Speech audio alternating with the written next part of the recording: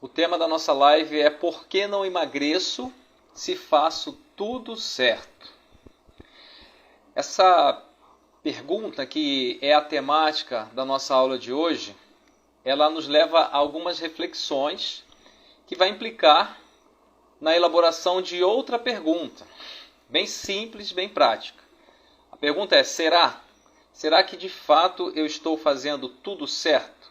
Ok? Bom, a gente sabe que estamos vivendo numa época de epidemias. Não só de epidemias infecto-contagiosas, mas também epidemias de doenças. Ok?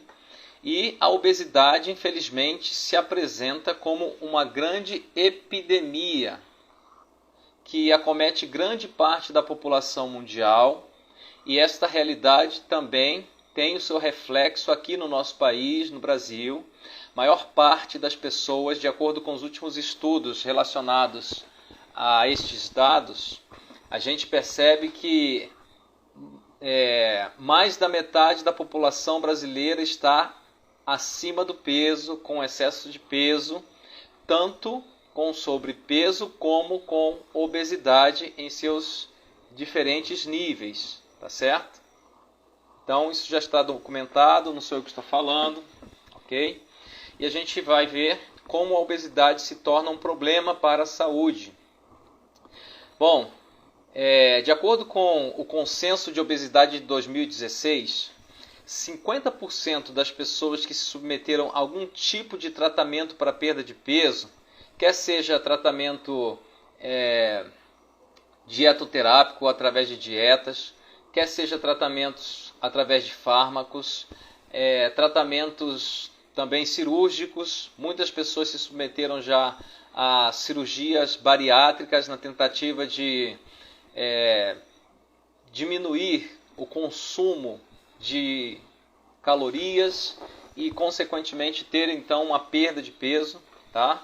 Mas, de acordo com este documento, 50% das pessoas que se submeteram a esse tipo de tratamento, depois do período de 1 ano, 12 meses, essas pessoas recuperaram seu peso novamente. 60%, tá, das pessoas que também se submeteram a qualquer tipo de tratamento para perda de peso, recuperaram seu peso depois de um período de 5 anos.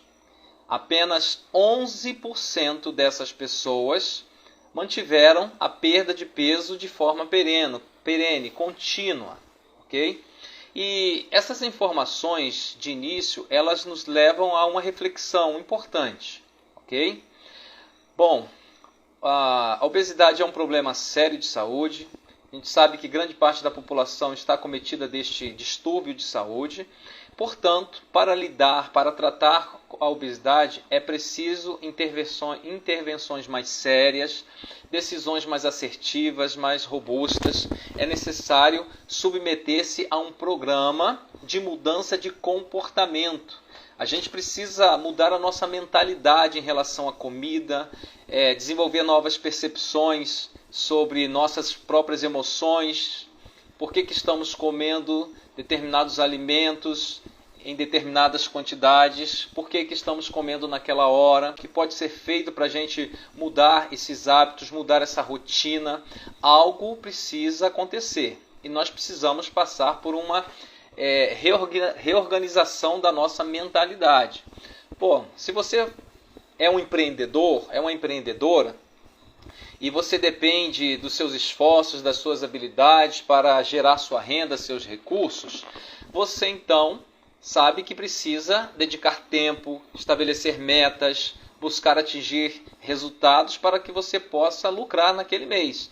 E uma vez que você conseguiu lucrar, conseguiu uma renda naquele mês através das suas atividades, aquela renda vai te ajudar naquele mês e até pode te ajudar em alguns outros meses. Agora, se você para de empreender, se essa é a sua área de atuação profissional, se você para de empreender, obviamente você vai parar de lucrar, não é? Então você sabe que depois que você fez um empreendimento, obteve um lucro, você precisa pensar novas estratégias, novas formas de empreender para que você continue gerando suas receitas. Porque se você parar, automaticamente você vai secar sua fonte de renda e você vai ficar sem recursos. Se você fosse fazer um concurso público, por exemplo, né? Então você vai ter que mudar a rotina da sua vida. Você vai ter que se dedicar para estudar mais e às vezes estudar informações com as quais você não está acostumado.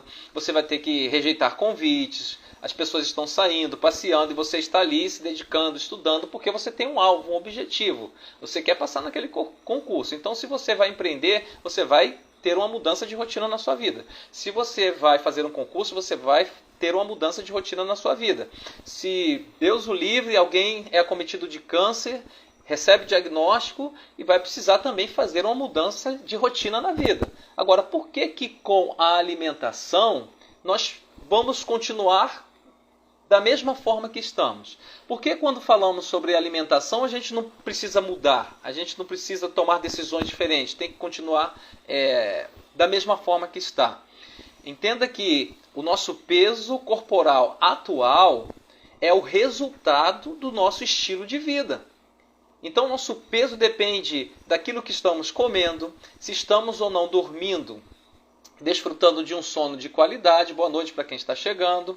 Se estamos ou não desfrutando de um sono de qualidade, como estamos gerenciando, ok, o nosso gasto energético, como estamos administrando os nossos estresses do dia a dia, porque o estresse é um gatilho que ativa substâncias no corpo que prejudica a perda de peso, que prejudica o aumento do gasto energético, e a gente vai ver essas informações. Então, amigos, tá? Se nós queremos perder peso e continuar mantendo essa perda de peso, nós precisamos mudar a nossa mentalidade frente à vida, frente aos nossos hábitos, ok?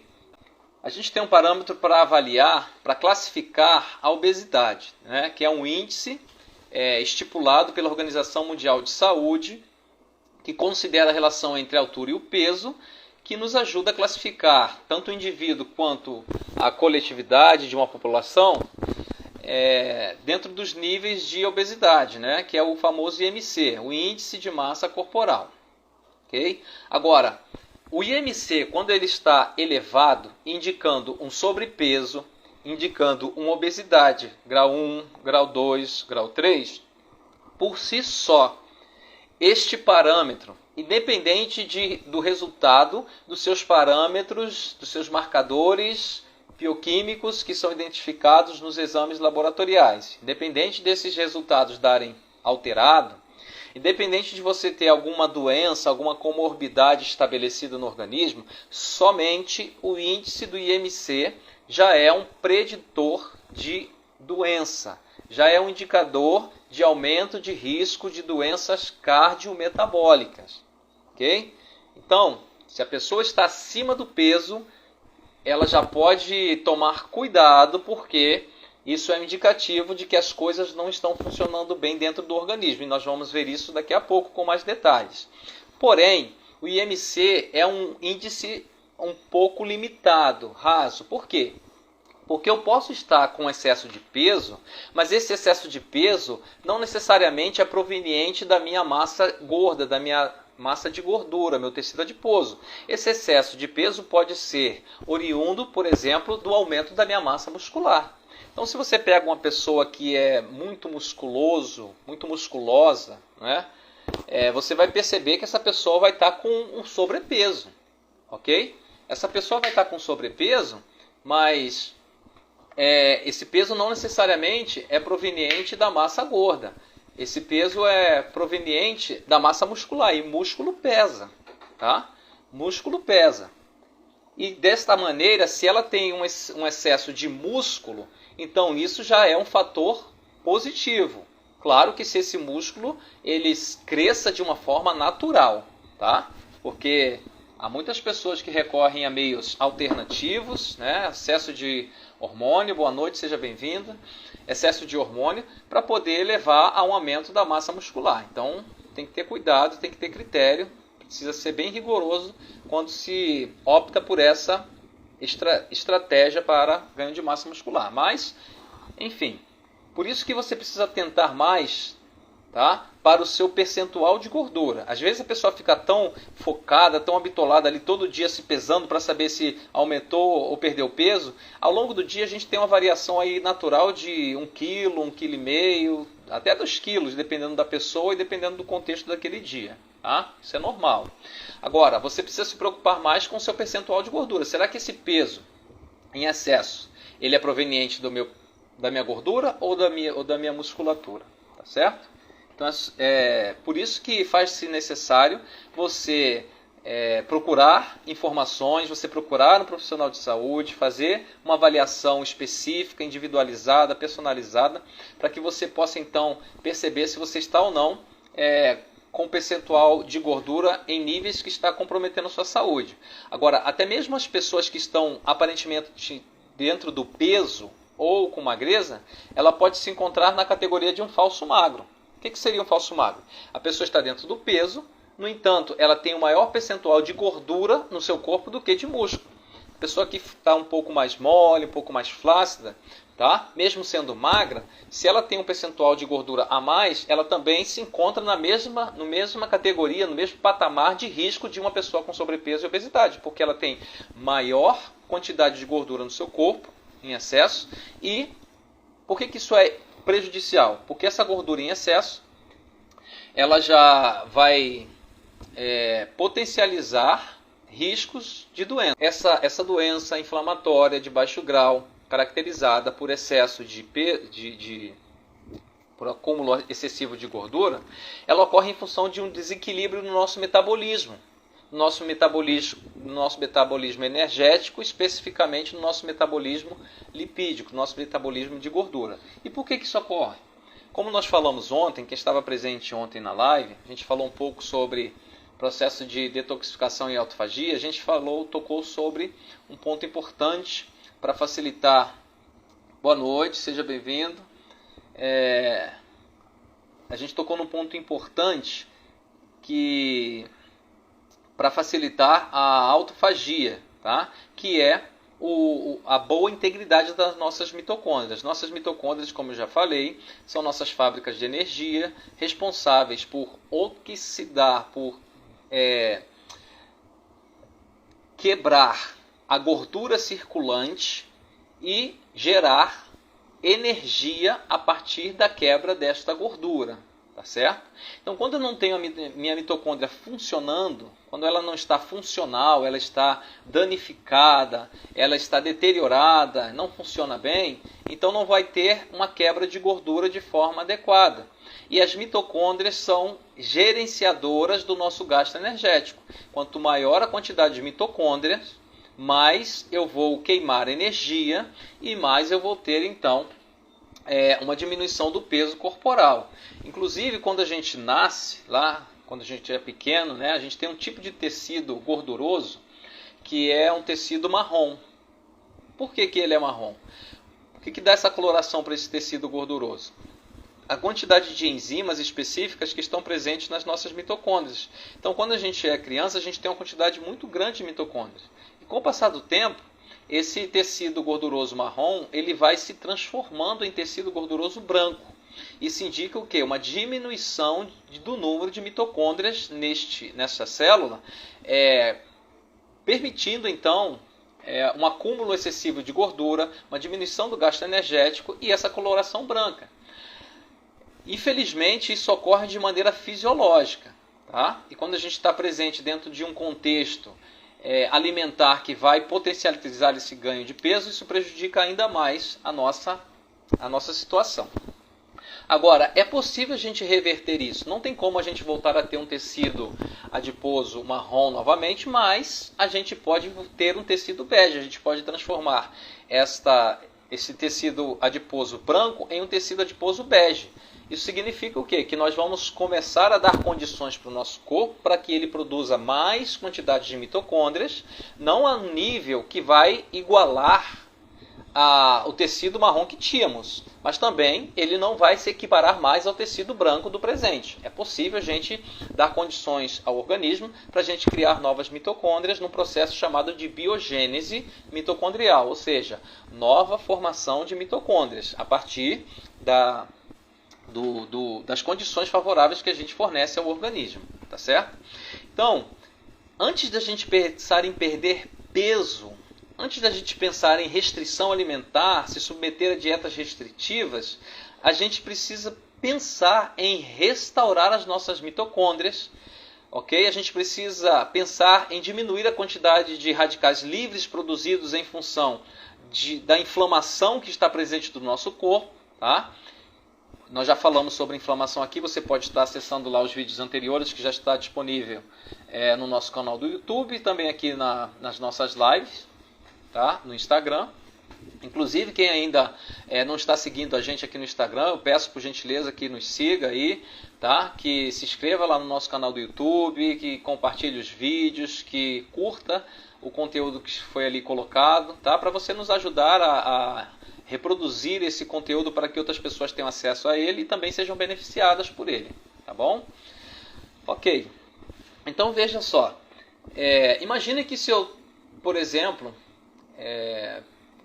precise de 2.000 calorias por dia para atender as minhas demandas de energia, tá? Tanto a energia para promover uma manutenção das minhas funções vitais, meu coração precisa continuar batendo, meu pulmão precisa se expandir para trocar gases, né? Oxigênio, gás carbônico, eu preciso raciocinar, eu preciso me locomover, eu preciso falar, tudo isso demanda um gasto de energia. Agora, além disso, algumas pessoas têm uma energia extra porque elas têm atividades físicas também que demandam um gasto de energia maior.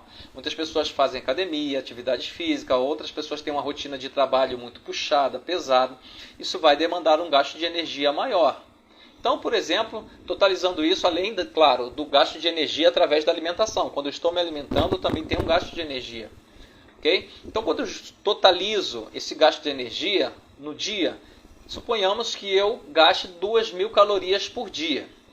Se eu gasto 2.000 calorias, tá, com todas as minhas atividades orgânicas, então eu vou precisar consumir 2.000 calorias por dia.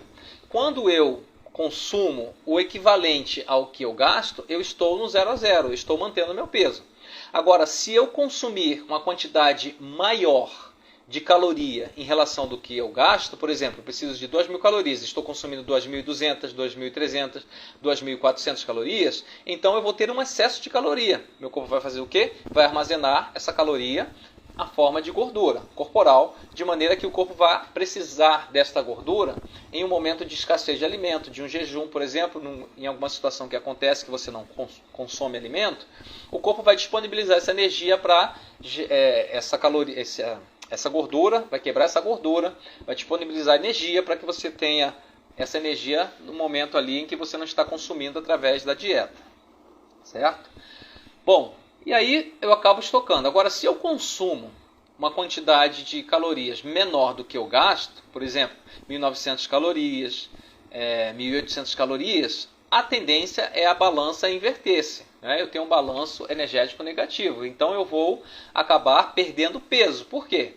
Porque se eu preciso de 2.000 calorias para manter o meu gasto energético total no dia, só está entrando 1.800, de onde vai vir essas outras 200 calorias? Das minhas reservas. Então eu começo a quebrar gordura, tá? Para disponibilizar essa energia. Beleza. Agora, se eu estou consumindo 2.000 calorias provenientes de alimentos inflamatórios, tá?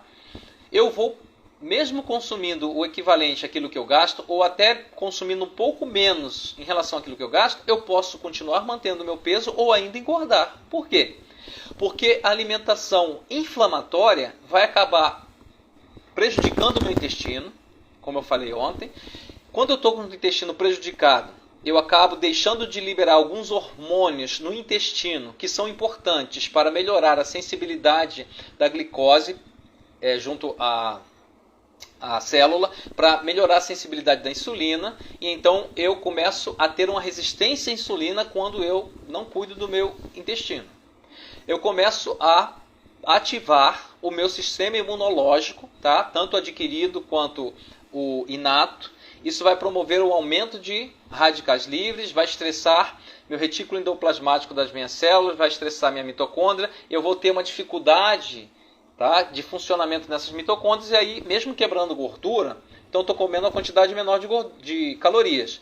A tendência é eu quebrar gordura. Eu quebro essa gordura, tá? A gordura está estocada na forma de triglicerídeo, esse triglicerídeo é, na via metabólica chamada lipólise, quebrado, libera-se então ácidos graxos, né, que são as unidades de gorduras que estão atreladas ali ao glicerol, por isso que forma a molécula de triglicerídeo. Eu quebro, só que essa gordura, no momento que ela vai entrar na mitocôndria para ser oxidada, para ser quebrada, ela não é oxidada, porque não tem mitocôndria, a mitocôndria está disfuncional. E aí o que acontece? Eu acabo não tendo uma perca de nutrientes, continuo inflamando o meu organismo, porque mesmo comendo uma quantidade menor, é uma alimentação inflamatória, muito carboidrato refinado, muito alimento gorduroso, tá? Muito alimento processado, ultraprocessado, macarrão, instantâneo, biscoitos, cheios de gordura trans, cheios de gorduras saturadas, alimentos com diversos aditivos, né, conservantes, edulcorantes, etc. Isso tudo causa um desconforto intestinal, causa uma inflamação no meu organismo, e aí eu perco a minha eficiência das minhas mitocôndrias e elas não oxidam de forma adequada essa gordura. Então, não basta pensar apenas em diminuir calorias. É preciso pensar, sobretudo, em desinflamar este organismo, certo?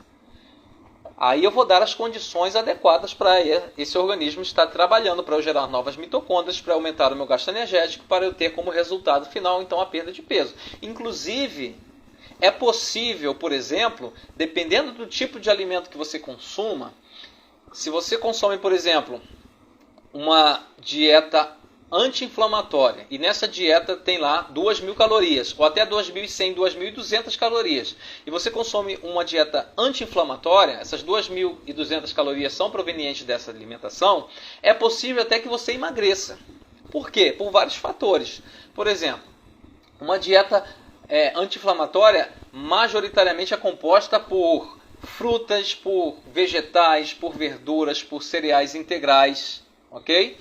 Por cereais integrais, e esses alimentos, eles são provenientes de células vegetais. Nós temos enzimas que têm dificuldade de agir nas células vegetais, então muitas vezes essas células não são quebradas. Isso é providencial. Quando elas não são quebradas, os nutrientes destas células não são absorvidos. Então, o que vai acontecer? Qual é o resultado disso? A implicação disso no organismo? Nós vamos acabar, então, tendo um aumento da saciedade. Os nutrientes que não são quebrados pelas nossas enzimas, principalmente as fibras, elas continuam percorrendo o nosso trato gastrointestinal, chegando lá no nosso intestino baixo, e lá esses alimentos são fermentados, eles servem de alimentos para as nossas boas bactérias. E a partir disso elas produzem ácidos graxos de cadeia curta, que são superalimentos para as nossas células do intestino, como eu falei ontem. E aí a gente vai ter uma proteção novamente na nossa barreira intestinal. E aí eu já impeço que substâncias agressoras adentrem o meu organismo via intestino. E eu já diminuo a inflamação corporal, tá? Diminuo o radical livre, melhoro a eficiência das minhas mitocôndrias, e aí eu vou ter um aproveitamento maior dos fitocompostos, das vitaminas e dos minerais desses alimentos, tá certo? Bom, então vamos lá. Algumas pessoas, elas acabam engordando porque elas já têm problemas genéticos, tá? Então o nosso problema com a obesidade começa antes mesmo de nós nascermos. Dentro daquilo que os especialistas chamam de programação metabólica, a vida que nós temos dentro do útero da nossa mãe, enquanto embrião, enquanto feto, tá? Já vai determinar o peso que nós vamos ter na infância e durante a nossa vida. Tá? Agora, antes de nós nascermos, se os nossos pais, se a nossa mãe, nosso pai, eles não têm um cuidado com a sua saúde, e, por exemplo, a mãe já está acostumada a comer bastante, né? Alimentos principalmente inflamatórios, alimentos ricos em gorduras, comida ruim. O que acontece? Quando ela fica grávida, por exemplo, se ela tem alto consumo de carboidratos refinados e ela coloca muita glicose no seu sangue em excesso, tá? Essa glicose, parte dela vai passar para a criança que está lá no útero da mãe, através do cordão umbilical. Este feto, este embrião, já está com seus órgãos, né, incipientes ali em formação, tá? Em formação. E o pâncreas, por exemplo, já vai precisar trabalhar. Então a insulina que aquela criança vai produzir é para dar conta daquela glicose que está chegando. Então, se é uma quantidade a mais de glicose, aquele pâncreas não tem condições, em termos de maturidade, para lidar com aquele excesso que está chegando ali. Então, essa criança já começa a ter uma sobrecarga, já começa a sobrecarregar esse pâncreas. Quando essa criança nasce, obviamente vai nascer acima do peso. Antigamente as pessoas comemoravam quando a criança nascia muito pesada, né, com mais de 3 quilos, 4 quilos, achavam que isso era sinônimo de saúde. Mas hoje já sabemos que isso é um lido engano, ok? Isso não é correto. E muito pelo contrário, a criança está sob risco de saúde aumentado nessas condições. A própria mãe, durante o período gestacional, ela está em condições de risco durante esse período, ok? Então a gente já está ali recebendo muita carga. Quando vai chegando na infância e a mãe continua ali alimentando essa criança, né, com refrigerante, molhando lá na chupetinha para dar para a criança ficar tranquila, né, dando balinha e um monte de outros alimentos refinados, açucarados, industrializados, esse pâncreas já vai sendo sobrecarregado desde a infância. E quando chega na vida adulta, né, conheço pessoas que já estão aí na adolescência, já estão com resistência à insulina, diabetes. E não foi uma diabetes que ela nasceu com ela, tipo 1. É uma diabetes adquirida pelo curto tempo em que ela viveu e foi o suficiente para criar condições de estilo de vida para se encontrar naquela condição. Infelizmente isso tem acontecido, tá? E não são raras as crianças, não são poucas as crianças que estão acima do peso atualmente. Muitas crianças estão acima do peso, tá? Bom, agora nós temos 2 hormônios. Muito boa noite, seja bem-vindo, bem-vinda. Nós temos 2 hormônios que são antagônicos, são responsáveis por gerenciar o nosso complexo fome e saciedade, ok? Então, por exemplo, a grelina que é liberada ali no meu estômago, no momento que eu sinto o cheiro da comida, no momento que a minha glicose despenca no sangue, é liberada grelina, a grelina envia uma mensagem, tá? Se liga a uma classe de hormônios ali no núcleo arqueado do meu hipocampo para estimular estes neurônios a liberar um sinal, boa noite, seja bem-vindo, a liberar um sinal de fome. Olha, come, precisamos de energia, estamos ficando cansados, fracos, não estamos funcionando bem, precisamos de energia, está na hora de comer. Aí a gente vai lá e come. O outro hormônio, que é responsável por agir de forma antagônica, que é a leptina. Leptina também vai se unir a outros neurônios ali naquela região do cérebro, sistema nervoso central, tá? E vai se conectar a receptores desses hormônios, estimulando esses neurônios a liberarem substâncias que vão estimular a inibição da fome. Então, tem pessoas que já nascem com problema genético e não conseguem expressar, tá, de forma gênica adequadamente os receptores desses neurônios que vão estimular o sinal da saciedade. Então a pessoa está produzindo leptina, quando essa leptina chega no cérebro e deveria se conectar com esse neurônio através desse receptor, não tem um receptor, a leptina não encaixa ali e não fornece este sinal de saciedade. Agora você junta isso, a pessoa já não tem esse sinal de saciedade. E aí você coloca a pessoa dentro de um ambiente que a gente chama de obesogênico, onde tem uma oferta de alimentos calóricos, alimentos engordantes, e aí ela começa a comer, não tem o sinal da saciedade, vai comendo, já acaba comendo além do que deveria, por quê? Está comendo uma comida que não promove saciedade, que promove calorias vazias, já não tem aquele sinal de saciedade, e aí complica tudo.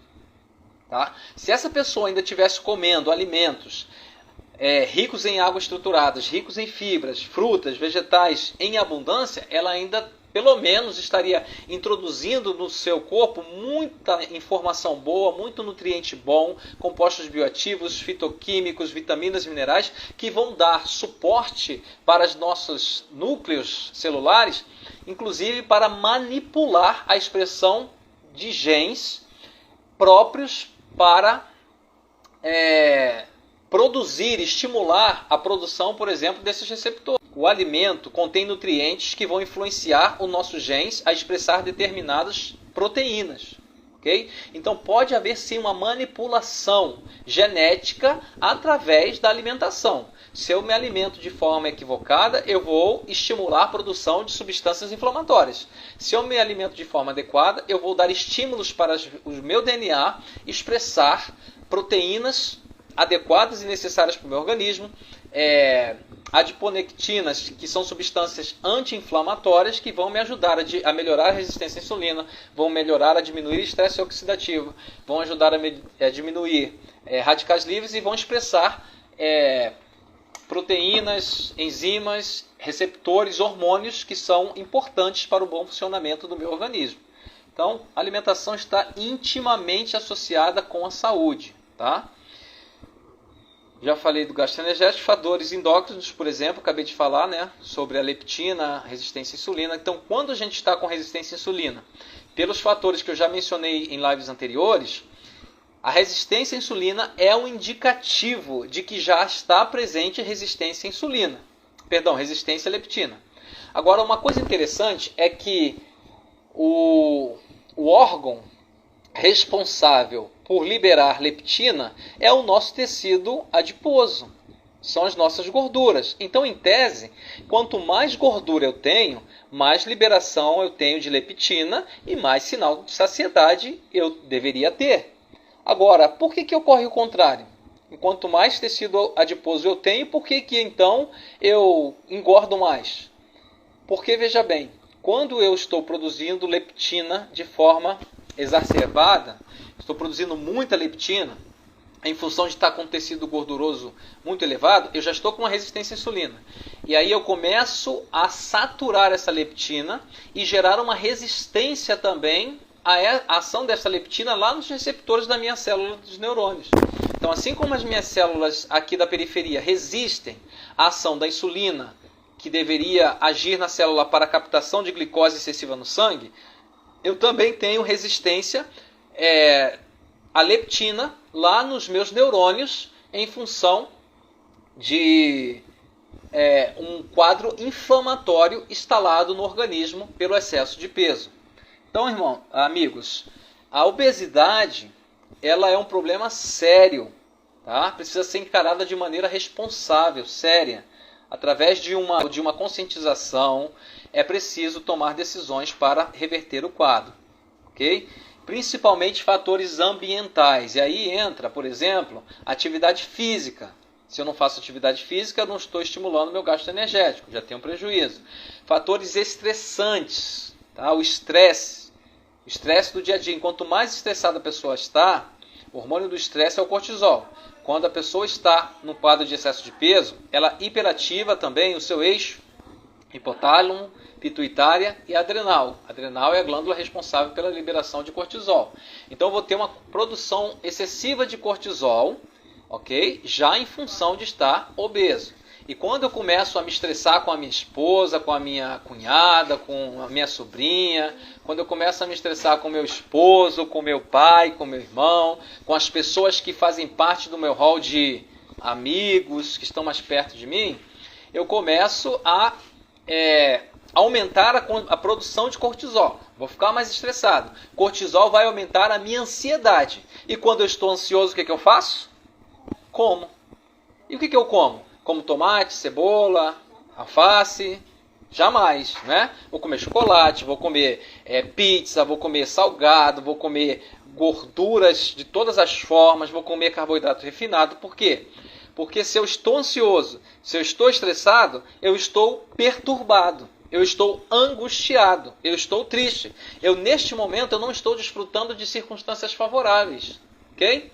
Então, por exemplo, nós temos as nossas demandas aí, né, desde a nossa infância, não tivemos uma infância disfuncional, não tivemos pessoas que pudessem nos fornecer um suporte para desenvolvermos uma habilidade emocional, e a gente sofreu na infância, não entendeu isso, e ao longo da vida a gente continua sofrendo, tomando decisões erradas, a gente não consegue se relacionar bem com as pessoas, e nós desfrutamos de boas emoções quando estamos perto de pessoas, principalmente pessoas alegres, pessoas que nos motivam, que nos colocam para cima. Nós usufruímos de experiências fantásticas neste contexto. Pessoas que não têm este convívio, né, às vezes são pessoas amarguradas, arrogantes ou tímidas, não conseguem se relacionar bem, né? Elas sofrem. Sofrem porque não têm o alívio, a felicidade de desfrutar momentos bons. E quando ela sofre, ela precisa de um meio de escape desse sofrimento, precisa compensar esse sofrimento com algum prazer. E qual é o prazer que ela vai ter? Na comida, né? Pessoas que não têm, por exemplo, pessoas adultas que não têm vida sexual ativa por alguma razão, que também não desfrutam de prazer e de boas emoções, liberação de bons hormônios em função dessa atividade, também sofrem, e elas vão buscar aliviar esse sofrimento através de quê? Da comida.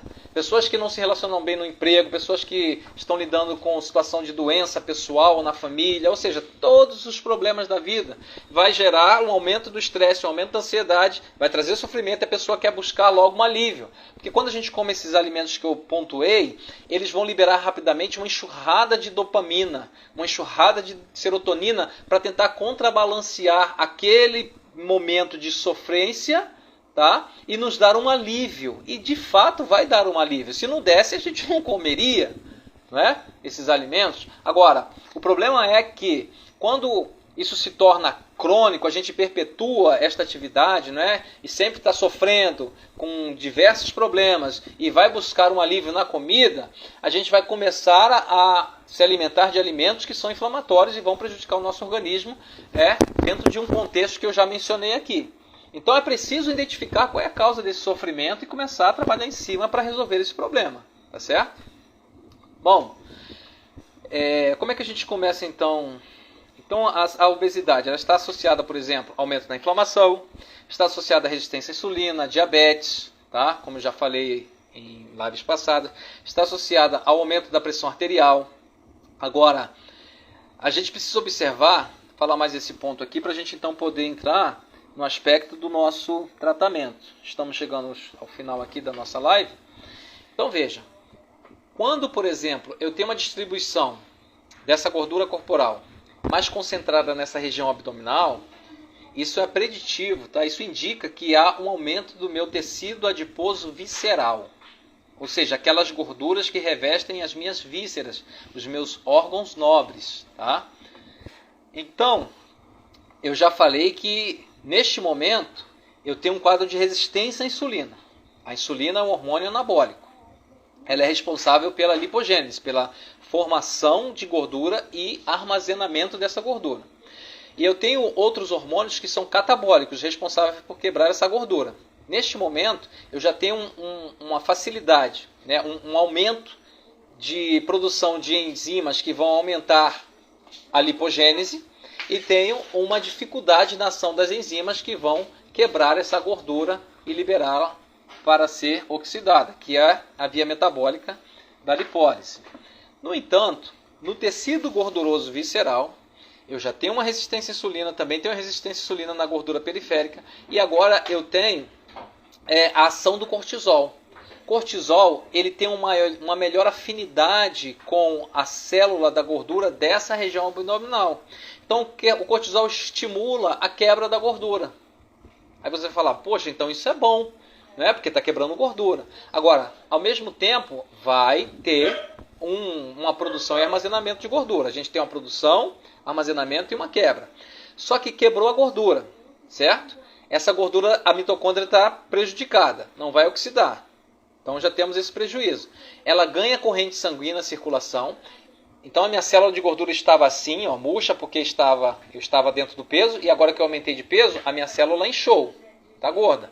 E eu tenho um receptor de insulina aqui. tá? Nessa célula. Se a célula aumentou, esse receptor acompanha o alargamento dessa célula. E ele toma essa forma. Essa gordura livre agora se conecta aqui nesse receptor da célula e impede a ação da insulina. Já tinha uma resistência à insulina, então vai reforçar essa resistência à insulina, aumentando ainda mais o risco de desenvolver diabetes e o risco de inflamar o organismo, de pressão arterial, etc. Outra coisa que acontece, essa gordura circulante, ela vai lá na minha célula do fígado, do músculo, e como já tem um quadro de resistência à insulina, ela começa a se alojar no entorno do músculo. E aí eu tenho uma dificuldade de produzir energia, aí a pessoa começa a ficar cansada, começa a ficar fadigada, tá? Essa gordura também circulante vai chegar lá no fígado, vai ser reorganizada em triglicerídeo, esse triglicerídeo vai ser reencapado com VLDL, eu vou produzir mais VLDL, vou produzir mais LDL colesterol, vou aumentar a gordura visceral, vou aumentar a gordura periférica, aumentar o risco de entupimento de artéria, de infarto agudo do miocárdio, de AVC. Não à toa, até 2017, as pessoas, de acordo com as estatísticas, morriam mais de doenças isquêmicas do coração, estava no topo, né, do ranking, e, em segundo lugar, doença cerebrovascular. Eu sei que o Covid, né, a epidemia do Covid acabou dando uma mascarada nesses dados, mas eu acredito que hoje a realidade continua, porque o Covid não fez as pessoas emagrecerem e certamente não fez as pessoas perderem peso e diminuir a inflamação. A gente sabe que foi uma situação de calamidade, muitas pessoas infelizmente acabaram perdendo suas vidas, porém as pessoas estavam com a imunidade muito defasada justamente em função de estarem vivenciando esse tipo de estilo de vida que é extremamente deletério para o seu sistema imunológico, deixando a pessoa vulnerável a infecções de qualquer tipo de micro-organismo, como a gente já tem visto. Bom, gente, então, o que a gente... Inclusive, gente, aumentou a inflamação também, a pessoa tem problemas com a tireoide, mulheres também começam a ter problemas com seus hormônios sexuais, tá? Já isso desenvolve síndrome do ovário policístico, endometriose, tem dificuldade de engravidar. Tudo isso acontece em função dessa inflamação que opera um verdadeiro desarranjo no nosso organismo todo. Tá certo? Bom, dietas restritivas, como eu falei, não adianta. Às vezes você se limita e para de comer certos alimentos que fazem parte da sua vida, da sua infância, quando você sente aquele cheiro, quando você come aquela comida, aquilo te remete a memórias do passado, memórias boas. Então, literalmente, o alimento tem a ver com a parte afetiva. Então, quando você tira tudo isso da pessoa, você acaba gerando uma castração da pessoa, isso vai gerar um estresse também. Então, há pessoas que vão ser conscientizadas disso, vão tirar da sua vida muitos alimentos porque elas estão decididas a fazer isso. Outras pessoas não estão contemplando deixar determinados alimentos. Então é necessário que você tenha um acompanhamento adequado por um profissional de saúde qualificado que vai saber perceber isso, entender isso e vai fazendo uma remoção gradativa desses alimentos, tá? Tanto trabalhando para que você vá perdendo peso e ao mesmo tempo que você não vá gerando um estresse psicológico em função de você estar sendo tolhido de certos alimentos, ok? E esse estresse psicológico também, o corpo não identifica se o estresse é biológico ou psicológico. Vai aumentar a radical livre, vai aumentar a ansiedade, vai aumentar o estresse, vai aumentar a inflamação, a pessoa vai ter todos esses prejuízos. Tá? Então é preciso saber que dietas rígidas, artificiais, elas não são sustentáveis a longo prazo para a perca de peso e para a manutenção dessa perda de peso. Jejum intermitente é interessante? É bom? Sim, sem dúvida. O jejum intermitente provavelmente é o maior gatilho para o desenvolvimento da biogênese mitocondrial, para estimular o desenvolvimento de novas mitocôndrias. Agora, é preciso ter um critério muito cuidadoso quando for fazer jejum intermitente, porque tem muita gente que faz jejum intermitente de forma equivocada, né? A pessoa fica lá, corta 2, 3 refeições, fica um período de 14, 16, 18 horas sem comer e depois vai a comer, aí pega todas as calorias que não comeu aquele período todo e joga tudo de uma vez na refeição.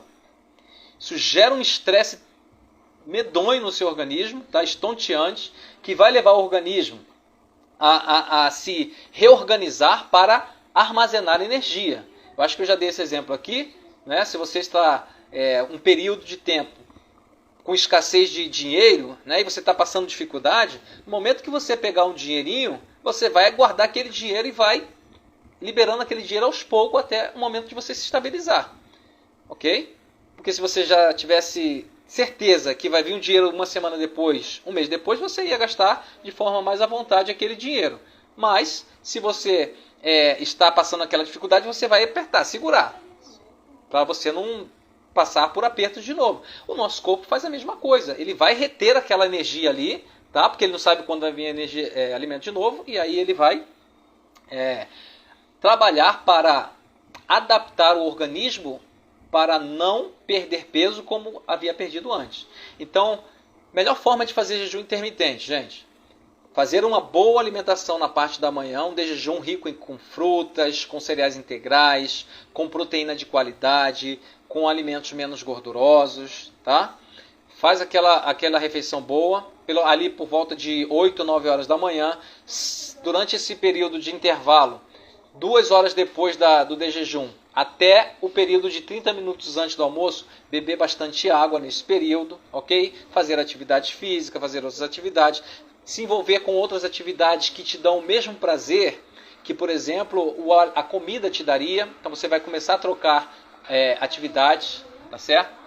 Evitar certo tipo de comidas e ambientes que vão estimular o consumo desses alimentos, também interessante. E aí você lá para 2, 3 horas da tarde você faz outra refeição, ok?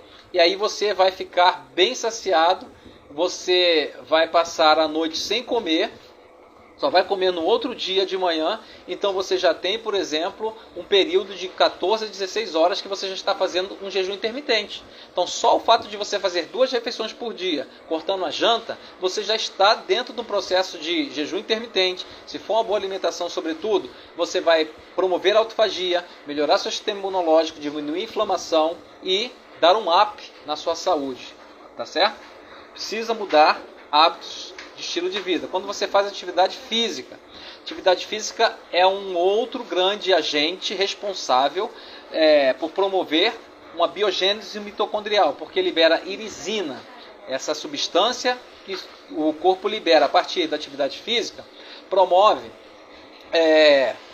a biogênese mitocondrial e também diminui a resistência à insulina, porque quando a gente está fazendo atividade física, muitas células do corpo trabalham com um transportador de glicose para captar glicose sem precisar da ação da insulina, mas isso só acontece se nós fizermos atividade física. Isso também vai aumentar o nosso gasto energético em função de promover novas mitocôndrias, tá bom? Então é preciso dormir bem. Quando a gente não dorme bem, a gente não consegue emagrecer. E eu vou estar falando sobre o sono, a qualidade do sono amanhã, o que fazer para melhorar a qualidade do nosso sono, tá? Existem muitas estratégias, então eu vou aqui dar minha contribuição como nutricionista para te ajudar a melhorar a qualidade do seu sono, gerenciar o estresse, como eu já falei, não é? Você precisa melhorar a qualidade dos seus relacionamentos também, a forma como você lida com as demandas da vida. Se for necessário, procurar um profissional de saúde que pode te ajudar, principalmente um terapeuta, um psicoterapeuta que pode te ajudar nesse processo, tá? Você pode se envolver com alguma atividade, com algum hobby, tá certo? Meditação é super importante, então você tem, por exemplo, a oração, que é uma das formas mais poderosas de meditação. Aquelas pessoas que se envolvem com oração, que têm algum propósito na vida, algum objetivo, elas certamente vão ter melhor gerenciamento desse estresse, tá?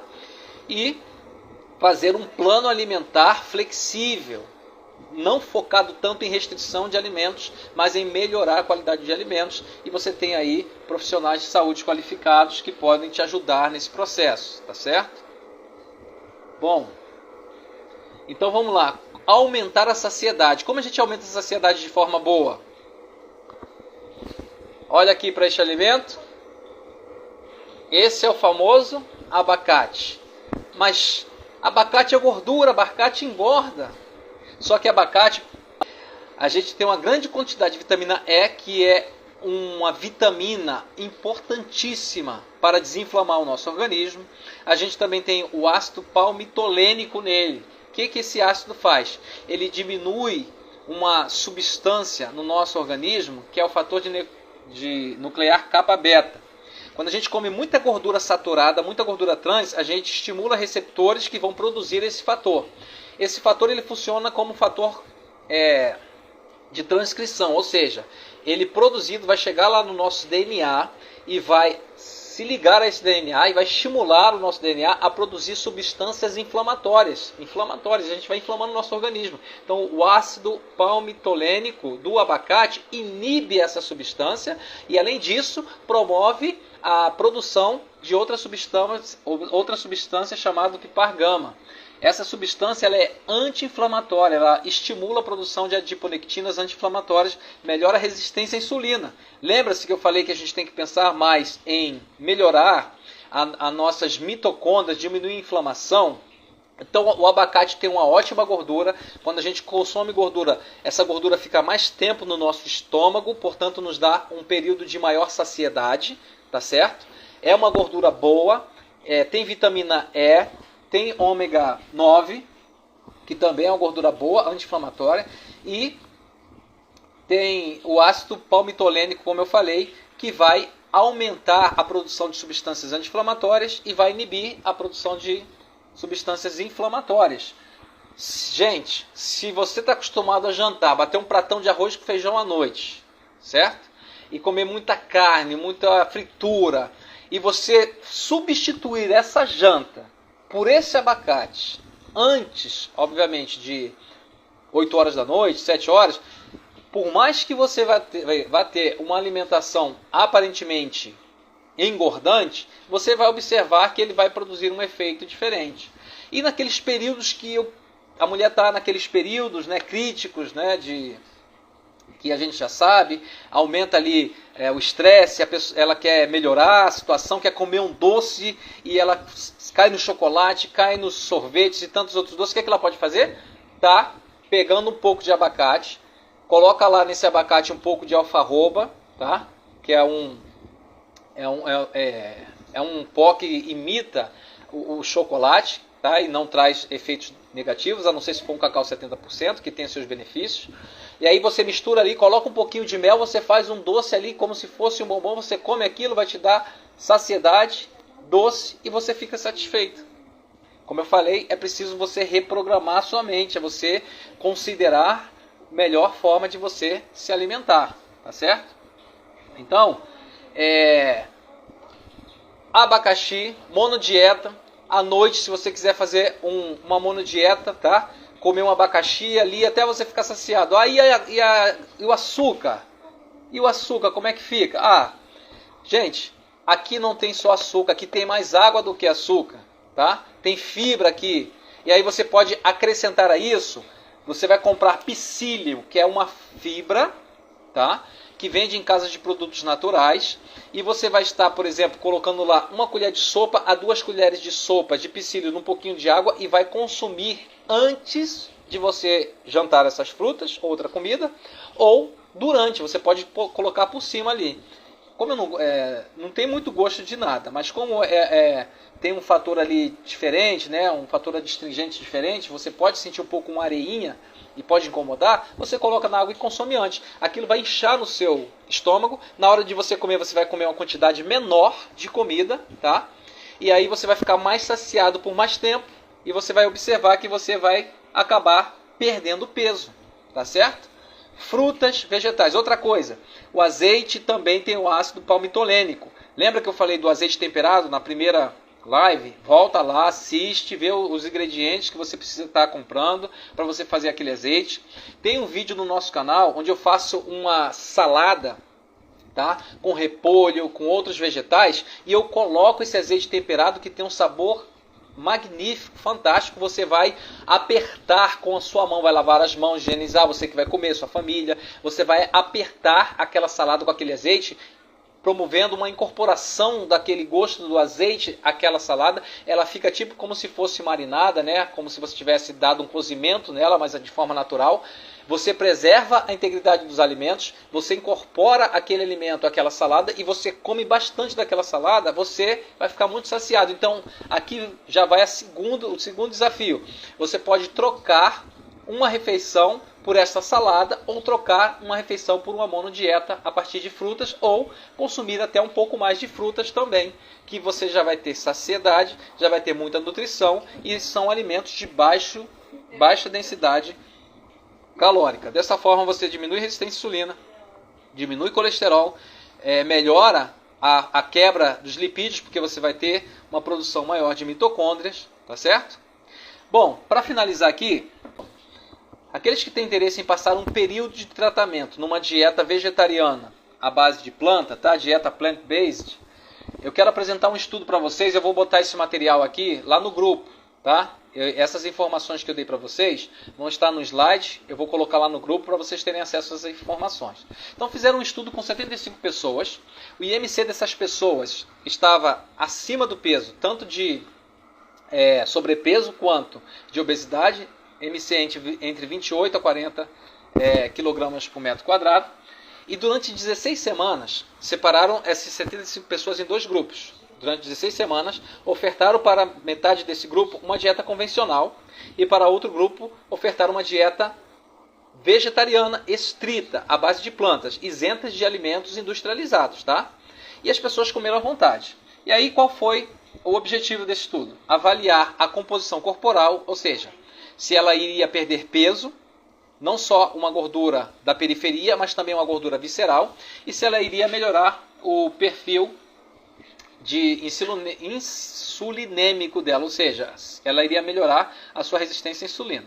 Então fizeram o estudo, e aí ao final do estudo perceberam que o IMC das pessoas havia diminuído, as pessoas perderam peso, aquelas pessoas apenas que se submeteram a uma dieta vegetariana estrita à base de plantas. Essas pessoas perderam peso, tá certo? Diminuiu o IMC e também perdeu gordura corporal. E foram avaliar o índice OMA-IR dessas pessoas para avaliar a resistência à insulina. E o que aconteceu? Perceberam que havia melhorado significativamente a resistência à insulina. Então essas pessoas perderam peso da periferia, perderam peso de gordura visceral e também melhoraram a resistência à insulina. Então aí vai uma dica grande para uma pessoa que quiser. Durante uma semana eu faço o desafio. Claro que você precisa se orientar, buscar ajuda de um profissional de saúde para fazer esse tipo de atividade, tá bom? Se você não está acostumado com isso. Já há pessoas aqui provavelmente nesse grupo que são vegetarianos, tá bom? Boa noite, estou com 55 anos, estou com muita dificuldade de emagrecer por conta da menopausa. E faço reposição hormonal, o que fazer neste caso? Desde já agradeço. Bom, essa é a realidade de muitas pessoas, tá? Principalmente quem já chegou na menopausa, tá? Atividade física é muito importante para poder ajudar a melhorar esse quadro e se submeter a uma alimentação anti-inflamatória para o resto da vida é imprescindível para que você tenha um equilíbrio nesses hormônios e você tenha uma diminuição desses sintomas indesejáveis desta fase, tá? Então você precisa se submeter a uma alimentação anti-inflamatória, entender melhor, buscar um profissional de saúde que possa te dar uma orientação, que possa fazer um acompanhamento com você, e eu tenho certeza que através da alimentação você pode ter esses sintomas ruins diminuídos, tá? Desejo a todos uma boa noite, Deus abençoe todo mundo, e amanhã a gente está junto em mais um encontro aqui, nós vamos falar sobre sono, tá? Como melhorar a qualidade do nosso sono.